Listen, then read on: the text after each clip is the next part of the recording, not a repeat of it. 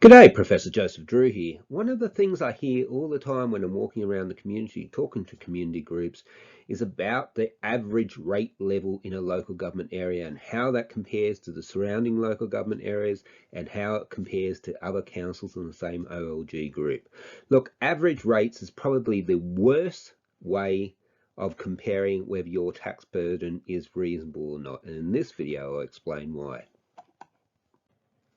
Now, the biggest problem with using averages is that they get distorted by really big numbers or really small numbers. If you recall from your high school maths, mathematicians prefer to use the median. Now, if we put the numbers in ascending order, picked out the middle one, that's the median. And the reason why we prefer the median as a measure of central tendency, i.e. what is typical, is because of this potential distortion by big numbers and little numbers. The best way to show you what I mean is to give you an example here. If you look at town A, pretend these are rates bills and they're in thousands of dollars. So someone's paying $1,000, another person's paying $1,000, someone else is paying $2,000, someone else is paying $56,000. Now the average of those four numbers for town A is 15. Would you say that 15 was the typical result? Of course not. Town B, this is skewed the other way, showing you what I mean again. You know, someone's paying 2,000, someone's paying 10, someone's paying 12, another person's paying 12. Now the average there, it's been skewed because of a very small number, is $9,000. Would you say that that was typical? No. But it gets even worse if you compare one skewed distribution to another skewed distribution. So on the basis of that, if you're just looking at averages, the average for town A is much higher than town B. So you would conclude that the rates at town A are much higher than town B. But it's not. It's not in terms of what people are typically paying. What people are typically paying, the rates are much higher than town B than town A. So I hope that this example is showing you how absolutely useless comparisons of average rate data are. And to give you a real life example of how this works, this is Federation Shire, typical rural local government area. The orange lines here in the graph are for the farm rates. The first lot here were the residential and these are the business rates. And you can see all those distributions are really skewed. What do we mean by that? Well, the rectangle contains 50% of the land values. All the dots are what we call extreme outliers. You can see just looking at the farming land here, we've got one farm that's worth 33 million, another farm that's worth 23 million, another farm that's worth 15 million. There's a whole heap clustered around the 10 million mark. But your typical farm is worth less than $1 million.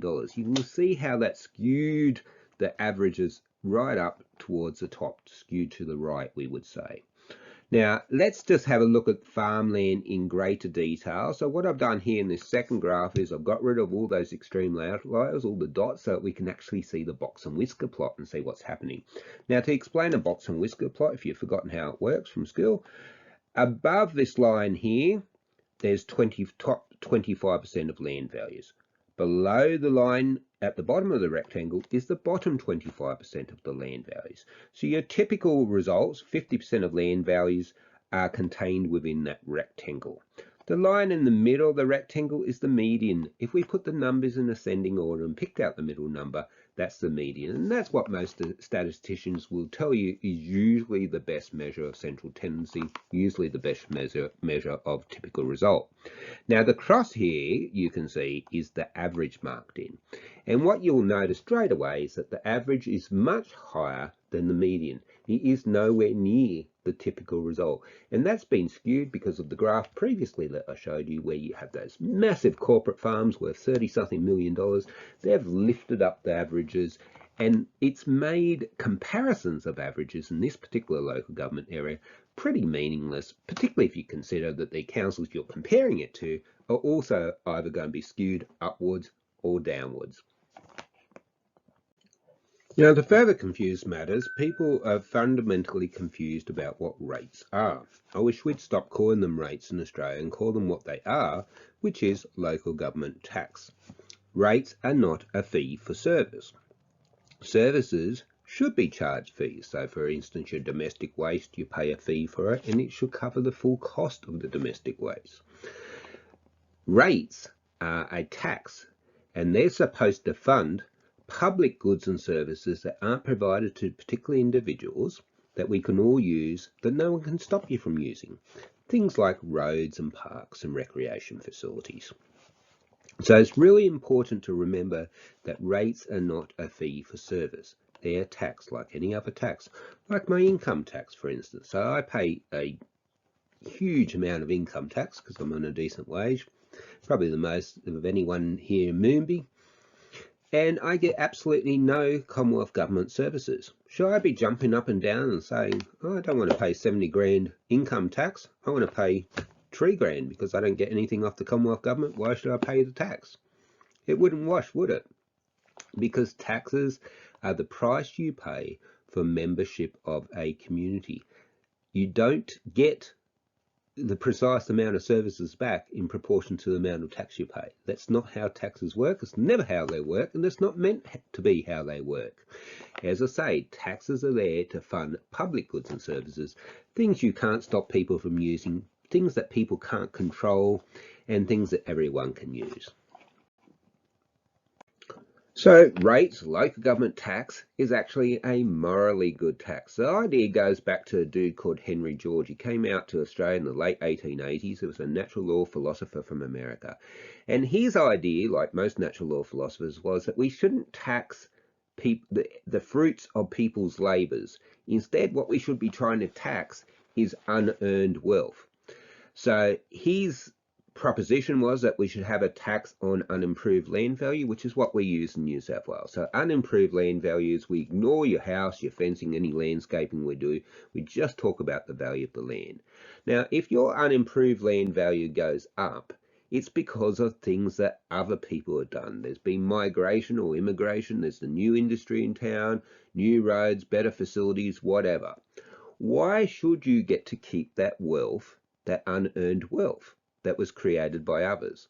So what we tried to do in the local government tax system is get back some of that unearned wealth and give it back to the community, who's probably going to use that money to generate even more wealth for you.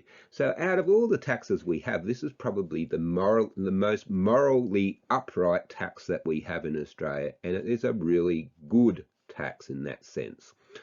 But we need to be careful because it does get confounded a little bit by the fact that some local government taxpayers can claim their tax as a deduction on their federal income taxes. So example of taxpayers that can do that are landlords, business owners, and farm business owners. All of those people get to claim their rates as a tax deduction. So the effective amount of rates they pay is much less than what's actually written on their rates notice. So we need to take that into account. We need to make sure that the tax burden is being distributed equitably within a local government area. And if we're going to charge a different cents than a dollar for particular types of ratepayers, we need to be able to justify that quite clearly and quite transparently. So as you're quickly seeing, local government tax is really complex, and it's a moral issue, like all taxes, because government is a moral issue. The only real legitimate argument for having government is that it allows us all to work together and cooperate together in order to achieve more than what we could do by ourselves, and particularly for the funding of those public goods and merit goods. Now, to further complicate things, we need to remember that we don't pay rates by digging a great big hole in our yard or our farm and cutting the dirt down to the council chambers. How do we actually pay rates? We pay rates out of our incomes, whether they're business incomes or personal incomes, or incomes even if they're in the form of social security receipts. Now, if we're not thinking about how the rates compared to the incomes of the people living in the area, we're not assessing capacity to pay at all, and it'd be really hard to make any reasonable judgments about whether the rate burden is in fact comparable to other local government areas or not. So in summary, rates are far more complex than what people give them credit for, and the idea that you could come up with a sensible conclusion by comparing average rates in different local government areas is just beggars belief. Now, the reason why councils do it is because that's what the Office of Local Government insists that local governments do, but it's probably the silliest thing that we could possibly do for the problems I've already outlined. You know, distribution, particularly in rural area, are going to be very, very skewed. Comparing one skewed distribution to another tells you zip, absolutely nothing. We also have the problem that comparing average rates is not talking about incomes at all. And at the end of the day, we pay our rates with the incomes we earn. So we have to be factoring that into things if we're going to come up with sensible conclusions. And the last thing that I'm particularly concerned about is the effective tax rate. Now, there's some taxpayers that get to claim their rates as a tax deduction and effectively pay 26-30% less than what's actually written on their rates bill. So there's two better things that you could do. One would be to compare the cents in the dollar tax paid in different local government areas. That's by no means the best thing. That's just something that would be better than the silly thing we're doing at present. The problem is that in Australia, you would quickly find the fact, which is that there's no tax equity between local government areas at all. What we typically find is that the cents in the dollar on unearned land wealth that is being paid by people in rural areas is 4, 5, 6, sometimes as much as 10 times higher than the cents in the dollar tax rate that's being paid by people in urban areas, which seems rather unfair. Countries like Japan have horizontal tax equity. Everyone pays the same rate of tax. We do with our income taxes, but clearly we do not do so with our local government taxes. So that would be a problem with that approach. The best approach by far is what I do for a living. It's called econometrics. It's a super duper sophisticated maths. It's a bit like that y equals mx plus c that you learnt back in year 8, and you can make a formula to explain some data, and once you've got that formula, you can use the formula to predict things. So basically what I do is I get 9 years worth of data for all the rural councils in New South Wales local government if I was doing this for a rural area. I would put in all the income data, average wages, unincorporated income, all the different types of pension income, and I would build a beautiful formula that would explain how much tax should be paid given certain different types of incomes for the whole of the rural local governments in the state. Once I built that formula, I would plug in the specific values for the council that I was doing the work for, and I would be able to say with statistical certainty, this is how much rate you should pay if you had an average revenue effort for your council area. That's the only proper, scientific, robust, defensible way of comparing the effective burden of rates on people in a particular local government area.